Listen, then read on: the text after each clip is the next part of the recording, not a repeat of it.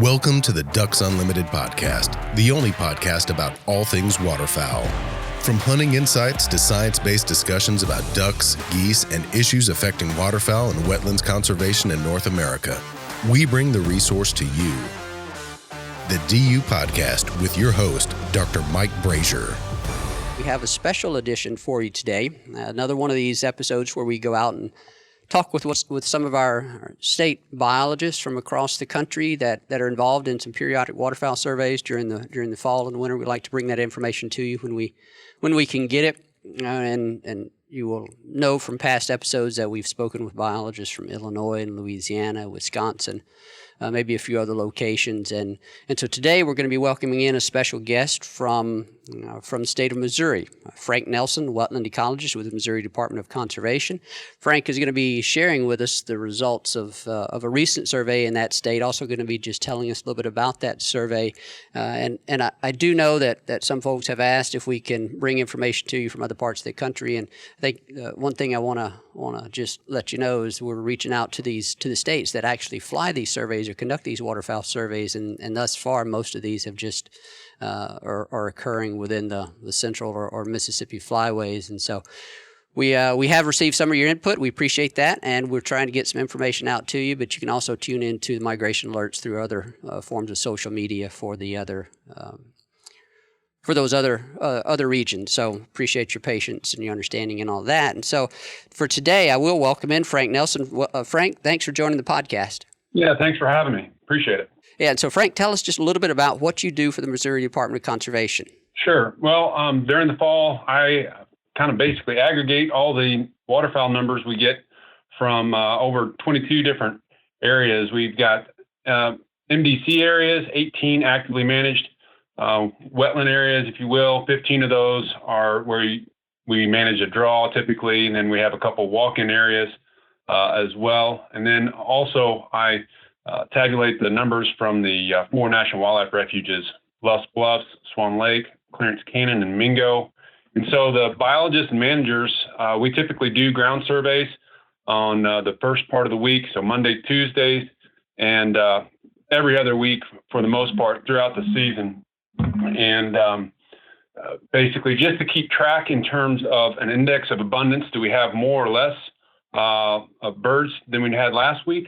And we typically try to do that through ground counts, like I said, but we'll do aerial counts as well in different regions. We try to do that at the beginning of the season and then towards the later half of the season. And so, but weather and scheduling seems like you need to have good equipment to fly, and you need to make sure that that's working in working order. But so flying hasn't been as consistent, and so we really lean on those ground counts, and we use that information to kind of keep status in terms of where we are with migration, and then also after the season, these numbers really come in handy when we're looking at the harvest regulations. So we'll also fly the midwinter, which is a larger effort up and down the flyway with the Fish and Wildlife Service as well. So that's kind of in a nutshell how we keep track of our fall migration, basically from October to the end of January. Okay, where you ended there is what I was going to ask you, is when you start and conclude the surveys. Have you been able to conduct any of the aerial surveys this year? I know you said you tried to do those at the front and back end. Have you done those yet or been able to? Yeah, we've had a couple people able to fly in a few of the regions. We had one in Southeast that was canceled due to weather, but then the following Monday, we were able to get up and survey. Last week, I was able to fly over West Central Missouri and kind of assess the situation there. So we have been able to get up a little bit, and then we've been doing the ground counts. We kind of hit the way that our season's open. We have 3 zones: the north, middle, and south zones, and the way those things, and also with the youth weekends, are stacked on top of each other. We really do kind of a weekly count, kind of there at the end of October through the 1st of November. So we've kind of come off of that marathon, and now we're kind of stacking things every other week. So that's kind of our status of where we're at today. Okay, so every other week you conduct your surveys, and the most recent surveys were probably mostly ground count based. Do I understand that correctly? Yes. Okay. That is correct. And also just the scope here to make sure our listeners understand this where the surveys are conducted. Do I understand correctly that you're only conducting these surveys on your state-owned lands, or do you include any private or federal lands in here as well? Yes, it's mostly it's all our state intensively managed wetland areas, and then also the national wildlife refuges. So we don't do any private land. No private land, but there's a lot of private land, and a lot of well-managed wetlands on private land all around those WMAs and refuges, correct? Yeah, and that's what's really been kind of neat in terms of the success story for wetlands in Missouri is the fact that, these wetland areas now serve as a core of a broader habitat of managed wetlands across the state. If you look in the Lower Grand, the number of WRP and public land or private land that's there around Fountain Grove and Swan Lake is pretty tremendous. And St. Louis has got a really strong history of duck clubs there. So around Clarence Canyon, BK Leach, Merrington's Clare, Columbia Bottoms, that's just a small part of the habitat that's available in that section. And then in southeast Missouri, of course, you've got not only the WRP, but you have the rice ground there as well. So, yeah, our conservation areas are nested within a matrix of different habitats that provide stopovers for migratory waterfowl. And Frank, you and I have exchanged emails leading up to this, and you were sharing with me some of the thought and some of the projects that Missouri Department of Conservation has conducted here in the past with respect to sort of, I guess you might say, a historical analysis of some of your survey data and how those private lands and those complexes, as you've described, may have changed the distribution of birds there at local scales. And so that's a topic that I think we want to get into at some point in the future. But I think you identified a couple of additional people within the department there that we'd want to have on to participate in that discussion. So we look forward to that sometime in the future. I know you guys with the Missouri Department of Conservation have been a strong advocate for using science to understand how your management actions are influencing duck populations there for your constituents. And so we definitely want to hear about that and bring that information to the listeners. But we'll do that sometime in the future. So I guess let's orient ourselves to the most recent surveys that you had. We were conducting, or we're recording this episode here on November 25th, on Monday. And when were the most recent surveys? You might have touched on this earlier, but just to clarify, what were the most recent surveys for you? Yes, it was last week, and so it would have been basically the 18th and 19th of November is when we did these last surveys. And, basically our typical migration curve is it starts out slow through October, but then it really ramps up as we head towards Thanksgiving. And so this year, early November was really cold, and we were actually above. We were looking pretty good. We were seeing more mallards earlier, and things were kind of exciting. But the last couple of weeks, we had the Veterans Day front, and seems like we lost birds with that front. We were hoping to gain some, but when I was doing the numbers last week, I was looking at the totals, and we lost a lot of our other dabbling ducks, the pintail and green-winged teal, and we didn't get a big onslaught of mallards. We went up a little bit, but overall the numbers really dropped. And this is typically a time in which we have a really steep peak. We just, especially in recent years, and that's what's always interesting to me, quite honestly, is what's the migration curve going to look like this year? Because no year is the same. Sometimes you have a steep peak that then drops off. Other years you'll have a steep peak and then a plateau. Other times you may have a couple peaks, a bimodal peak. And so this year it did break away from our recent trends from the last 5 years. And looking at the weather forecast this week, I'm encouraged that hopefully I'll have better news next week, because we've got weather coming across the prairies, and snow is going to be coming across with that system too. And so hopefully it'll be an opportunity for more birds to be pushed down and come through Missouri. And hopefully they'll stay a little bit as opposed to just moving right on through. Yeah, so you're thinking there's still a fair number of birds north of you that are holding out in Iowa, maybe South Dakota? Yeah, I think so. Just because, I mean, this last week's numbers was about 450,000, which is about half of our 5-year average.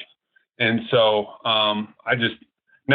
and this year it's totally different in Missouri. I had to go back with the great thing about my job is the fact that we've got this data set that goes back to the 70s. And so when I get a weird year, I can kind of go back and look. When I was looking at just mallards, when was the last time we had mallards, over 60% by second week of November? That was 2013. And if you look at the weather then, November 2013 was colder than normal. So, that kind of explains things. But then, so last week I was trying to make sense of it. And we haven't had numbers this low since 2002, 2001. So that's been a while. And when I looked at the conditions, that year it was a pretty dry year. So habitat was limited. Well, this year it's been anything but dry. We've had 8 of the last 10 months have been above average in terms of precipitation. And that's what kind of scares me a little bit, in the fact that we've got minimal food in certain places. Now there's others that have decent food, but a lot of places along the river, it's not only do we not have food, but the water can be a little bit deeper than it needs to be for migrating and foraging ducks. And so, unfortunately, I think what happened a little bit last year was we had birds come in, but then we didn't have a lot of food around. The cold weather came through, and they said, "Hey, there's a free ticket to someplace else that maybe the conditions might be a little bit better." So that front, though, I mean, the harvest, that kind of was coinciding with, we had the middle zone open, and then Monday, that Veterans Day, the harvest was really good. Looks like harvest was decent last Thursday too. I wasn't expecting, we had some rain blow through and some winds, but there wasn't a lot of really harsh winter severity going on further north. But it looks like the harvest did pick up last Thursday. So, perhaps birds were moving around. Maybe we had a little push then. So we'll kind of have to see what happens. I did one other thing in terms of looking at historical data. Andy Radke, the other wetland waterfowl biologist, he was recommended looking at other flood years. And so I went back, and 1995 and 1993, 93 was a great flood that really affected St. Louis. And I wasn't encouraged. 95 was, you kind of had this steep peak and plateau, but 93 was pretty lackluster. It was pretty flat migration curve. So I'm hoping that's not the case this year. And we'll just kind of have to stay tuned and see what happens this week. And maybe we'll have something special to be thankful for.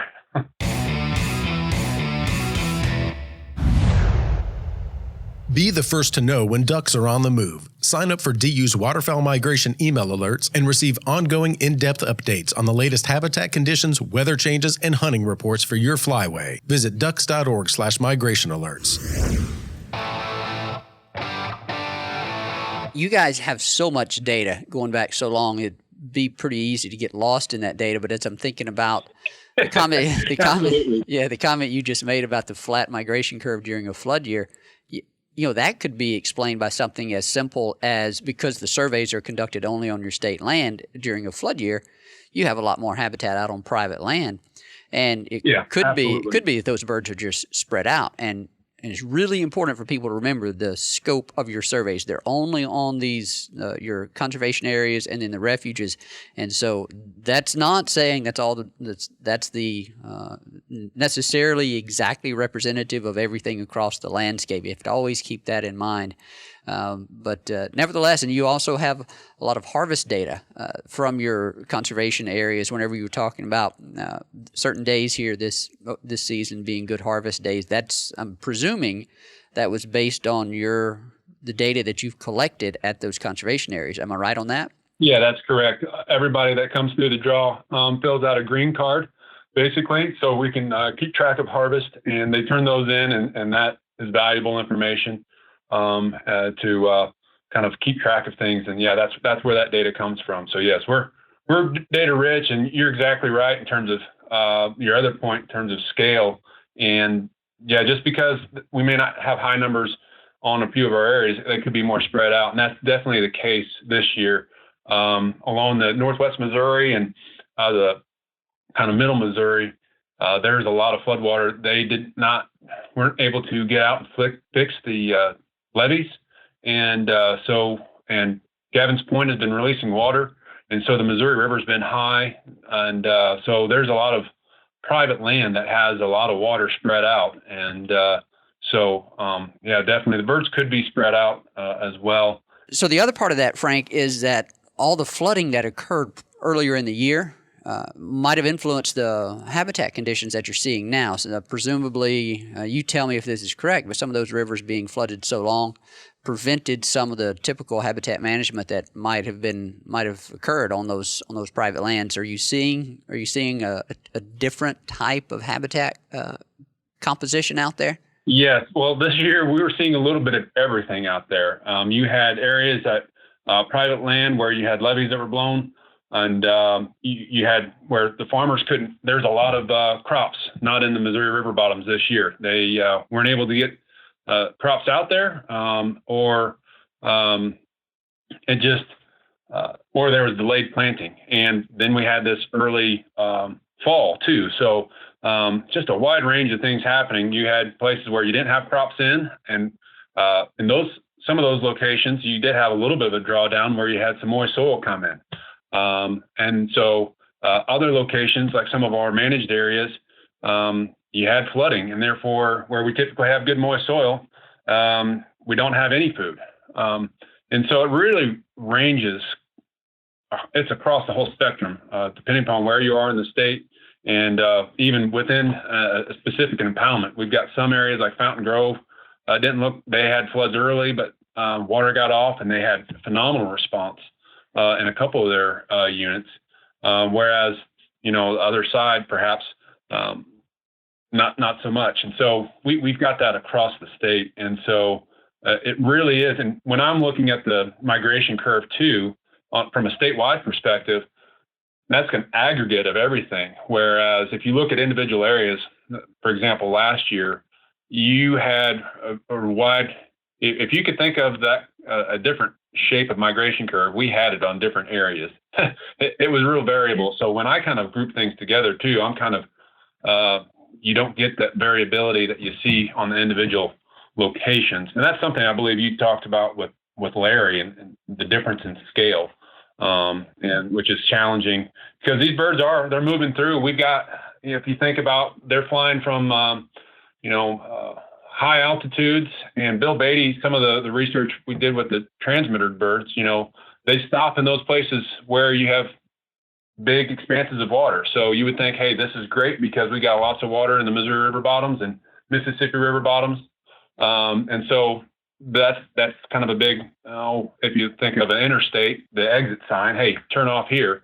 But like if you go through some urban areas, not all exits have food available. And so this year that's going to be the case. Some spots they're going to find some food, other places they're going to continue down the interstate, unfortunately, and until they find a spot that has food for them. Yeah, and so hunters out there chasing the birds need to be opportunistic. They need to be observant of what they're seeing the birds do, and just knowing that the birds are going to be encountering things this year that are likely different from what they did last year in many cases. And so you just have to be opportunistic and observe it the way the birds are. And so that kind of makes it interesting as well. And I can also tell you from a personal perspective, being able to speak with folks like Aaron Yetter in Illinois and you in Missouri, and I've also spoken with Luke. Luke Naylor in Arkansas. We're gonna have him on a podcast in the future, and then of course Larry, and then Drew up in Missouri or Wisconsin. So we're looking all throughout the flyway here.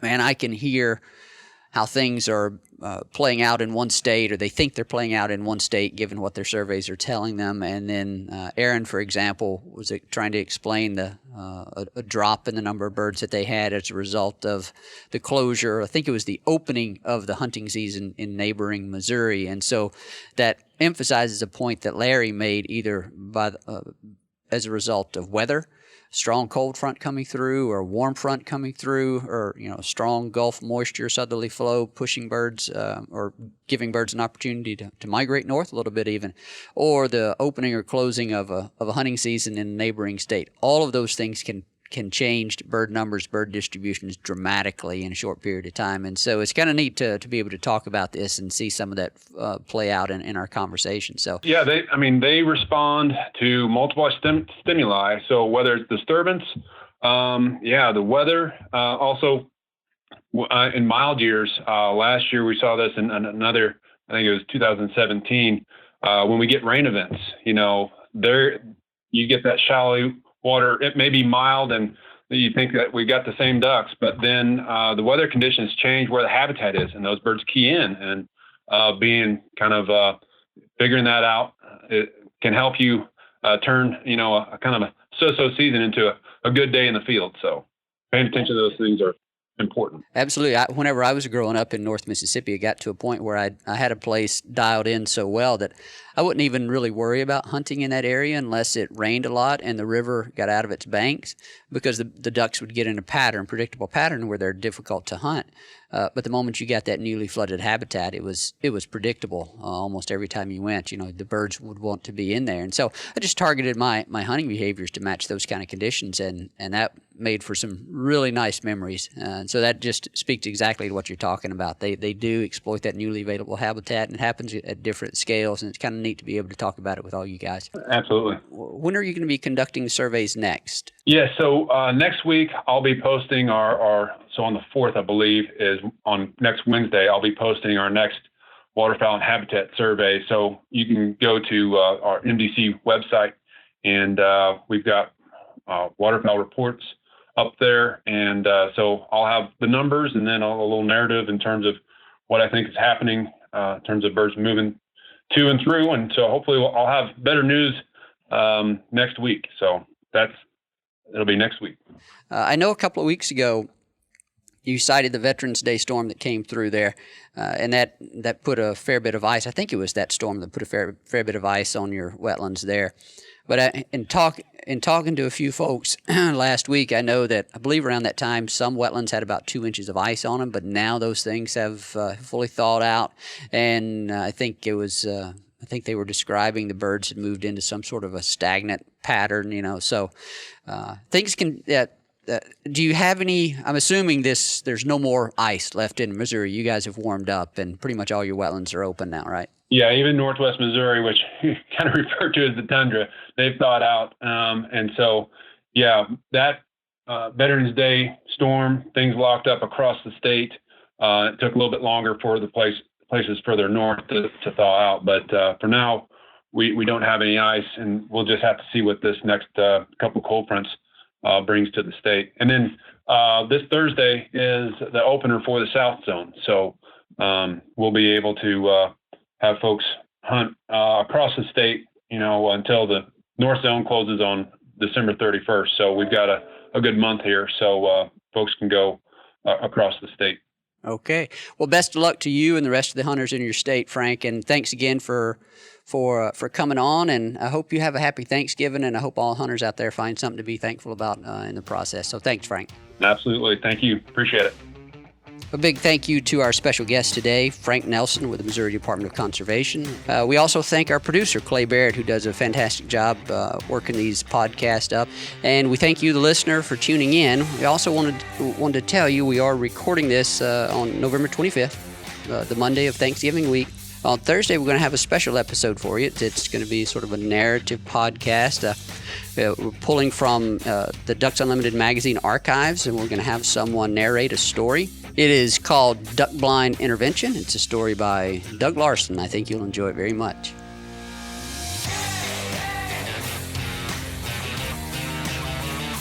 Thank you for listening to this episode of the DU Podcast. Be sure to rate, review, and subscribe to the show, and visit www.ducks.org/DU Podcast for resources based on today's topics, as well as access to more episodes. Opinions expressed by guests do not necessarily reflect those of Ducks Unlimited. Until next time, stay tuned to the Ducks.